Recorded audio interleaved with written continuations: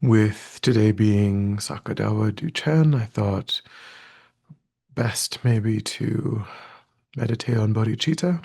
So I don't usually try to get through it in half an hour. It might be a little bit more like a glance meditation if we do the 7 point cause and effect, but we will try to get through it. So we'll go ahead and get started. So we'll begin by settling the body, adopting a stable, comfortable, upright position serviceable for meditation. I think about keeping our feet flat and our back straight, torso open. Hands in the lap, right over left, with the palms upturned and the thumbs gently touching. Our eyes are gently closed or slightly open, making sure we let in enough light to remain alert. Try to maintain an awareness of not slouching, not leaning. Also let go of any unnecessary tension or rigidity in the body, relaxing into a stable, comfortable, upright position, just allowing the body to fall into place. And begin to let go of attending to the outside world, constraining our awareness just to the body and mind, beginning to concentrate that awareness in the present by attending closely to the physical sensation of the air as it moves into and back out of the tip of the nostrils, giving ourselves the instruction to notice quickly when anything other than that one physical sensation is arising in the mind, and then without judgment or frustration, to lift our awareness up from those distractions and to place it gently but firmly again and again on the breath.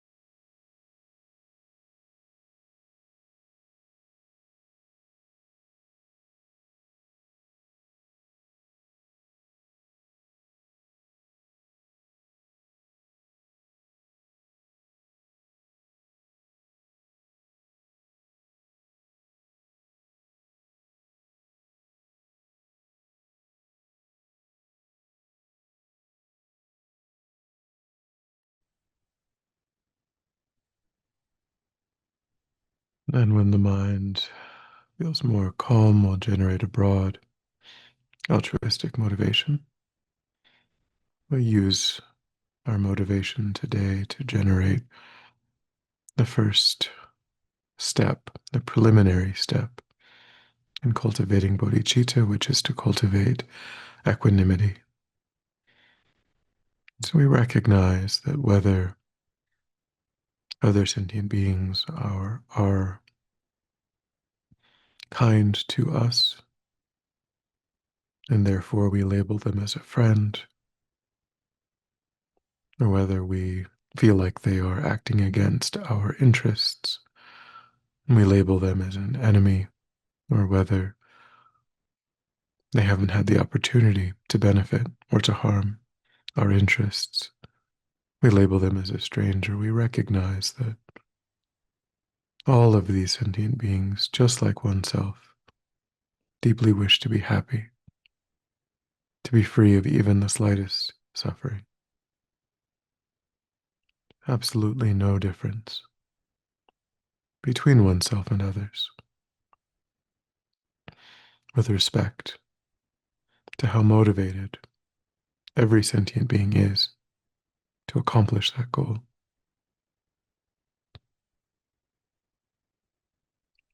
And right now, our minds are limited and we discriminate on the basis of friend, enemy, and stranger, but one can see how insubstantial those categories are, how quickly, even in one life, in 1 year, in 1 month, people move from one category to another. Nothing has changed about their intrinsic nature, but our interest in them, our willingness to work for their benefit can change, depending on whether we label them as friend, enemy, and stranger. And try to see through with wisdom how meaningless those labels are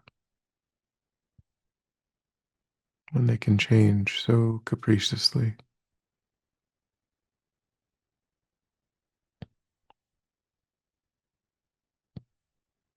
And think that whether or not a person is in any particular category they deserve, they have an equal claim to being happy, to being free of suffering, to oneself.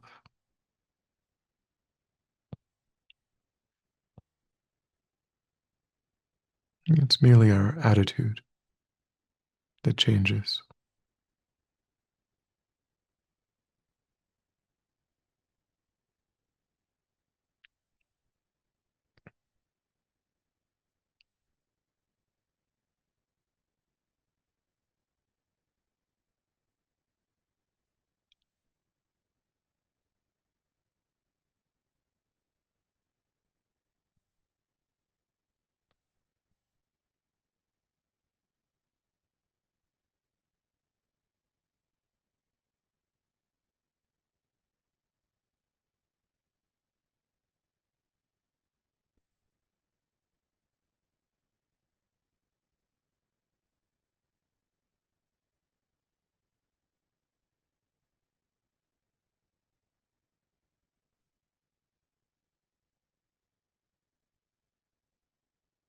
And having glimpsed the truth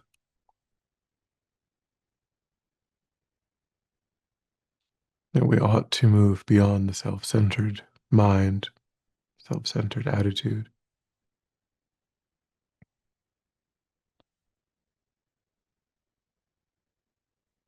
and we recognize that if sentient beings are numberless and I am only one, I ought to use my time to work for the benefit of all sentient beings. And in order to do that, I must become deeply familiar with virtue. I must separate myself from non-virtue. I think that is the purpose of our time.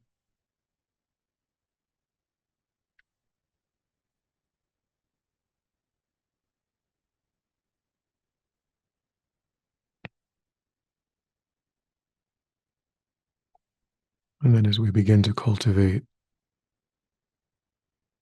the mind of Bodhicitta, and contemplate the beginningless and endless nature of mind itself, recognizing that the mind associated with this body has been associated with infinite bodies over beginningless past lives.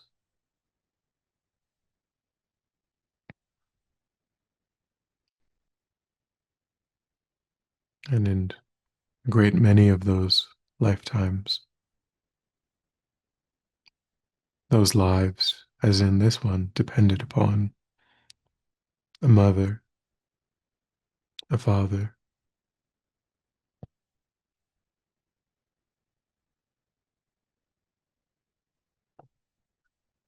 and in all of those lives we were shown kindness by the mother, the father, the caregiver.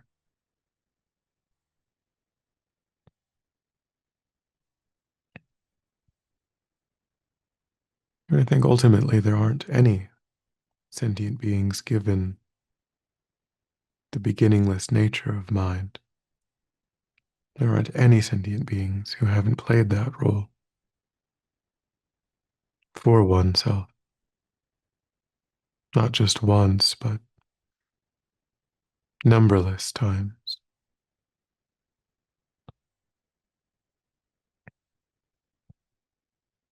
showing us that kindness, protecting us, feeding us, clothing us,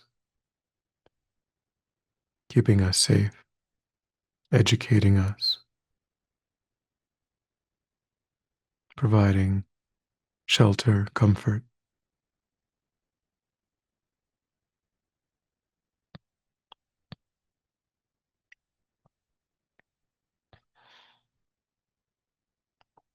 Try to see if you can imagine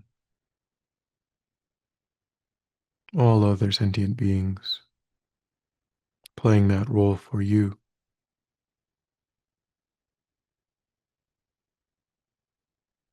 thinking of everyone that you meet, seeing them as having been one's own mother,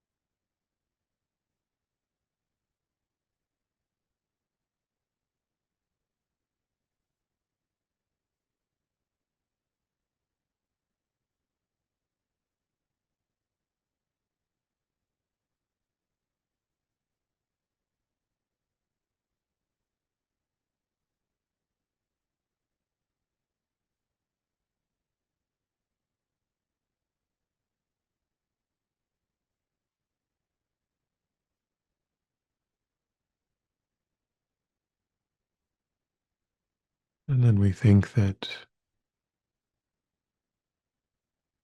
now is the time to repay that kindness, that which was shown to us in all of those lifetimes by all of those sentient beings. We ourselves have a perfect human rebirth with all of its freedoms and endowments, most fortunate circumstances.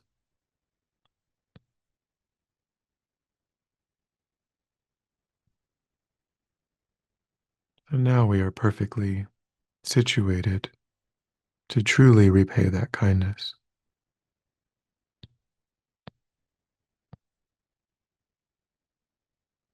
to help them to accomplish their aim of being free of suffering, being truly, genuinely, perfectly happy.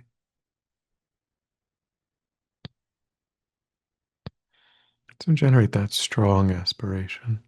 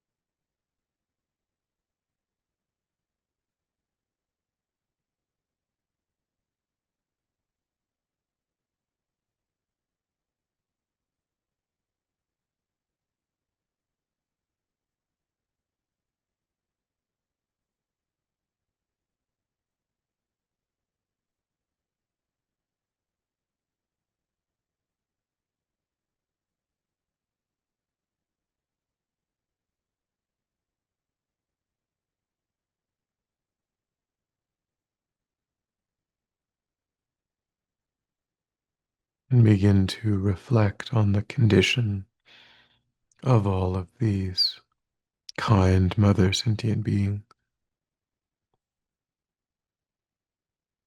Although all of them deeply wish to be happy, they, as ordinary sentient beings, are completely devoid of perfect, uncontaminated, true happiness.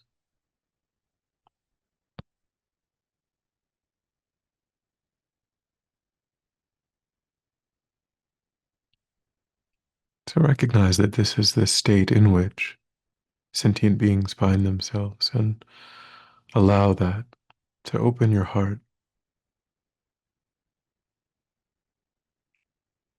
and generate this strong wish for them to be completely happy, to receive every temporal and ultimate source of contentment, satisfaction, bliss.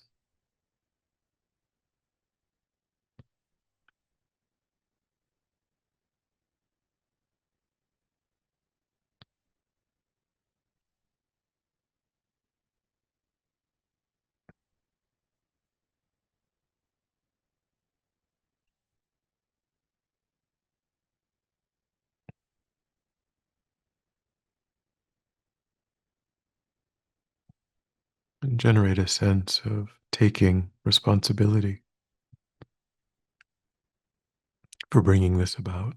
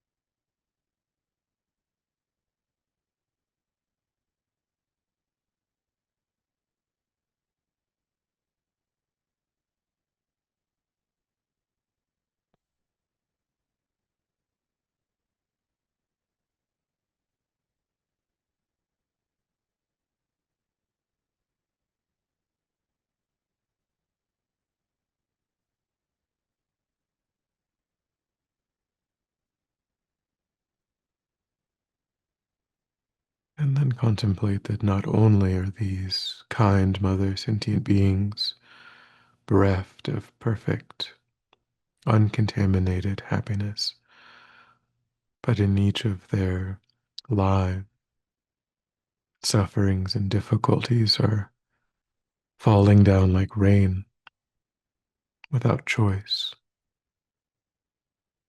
So many of these kind mother sentient beings are experiencing presently the hell realms, the hungry ghost realm, the animal realm.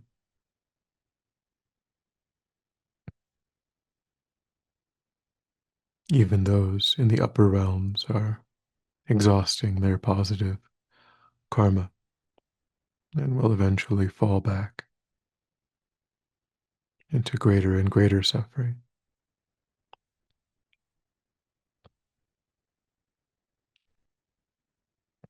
So think of this suffering as unbearable.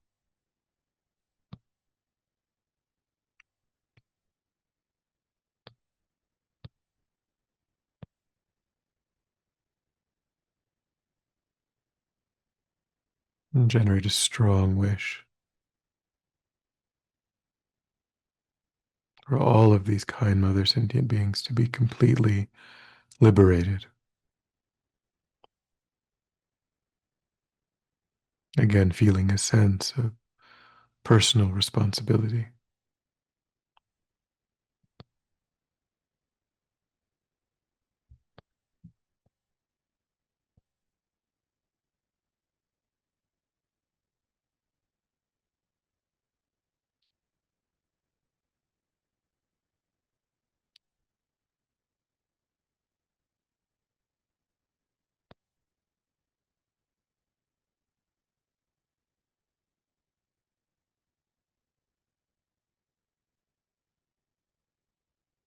Think strongly that you cannot wait for some other sentient being to bring this about,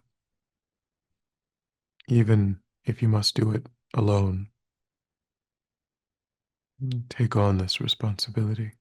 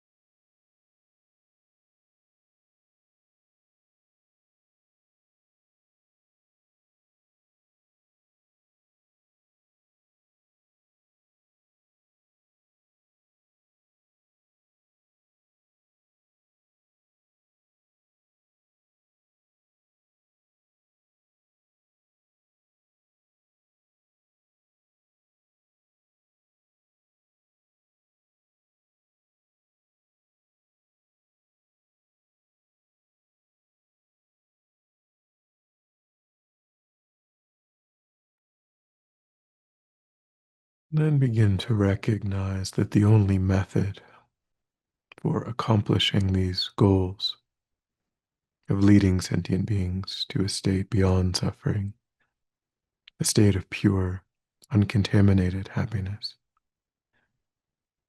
is to be able to lead them to this state of enlightenment. There's no other way in which we can fulfill our obligation, our commitment to sentient beings. But in our present state, we ourselves are still under the influence of karma and affliction. So presently, it's not possible to make good on our promise, our commitment to sentient beings.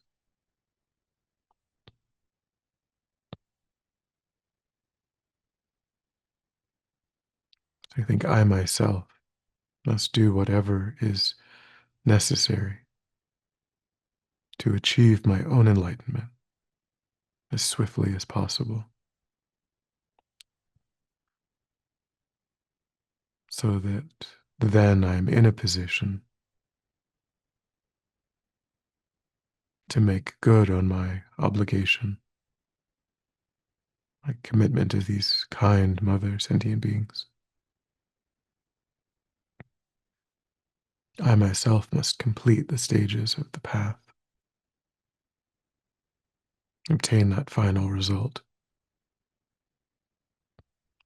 Only then can I lead all of these other sentient beings into the state of enlightenment.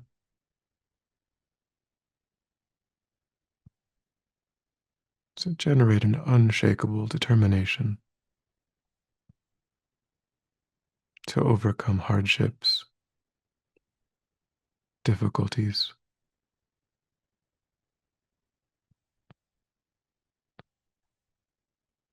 and quickly achieve the state of enlightenment. Not for oneself, but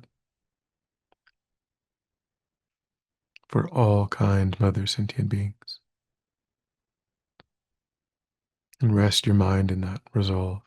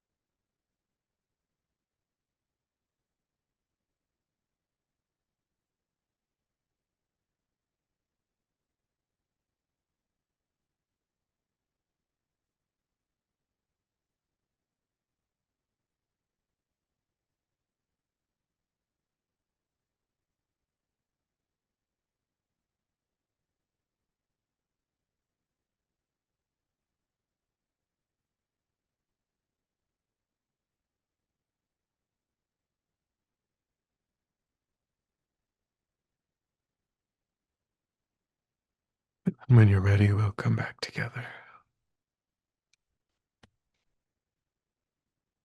And we'll dedicate. So recollect your altruistic motivation and think that by having engaged in this contemplation, you've actualized that motivation, which has generated positive energy in your mind.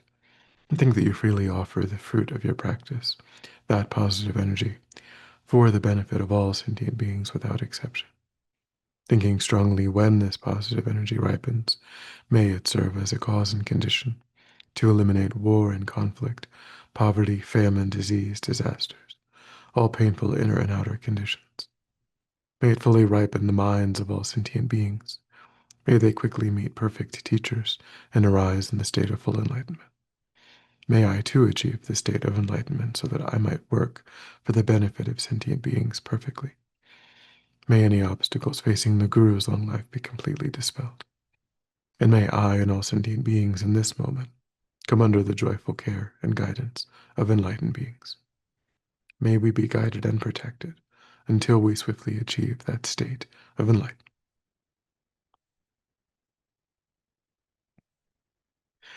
Thank you.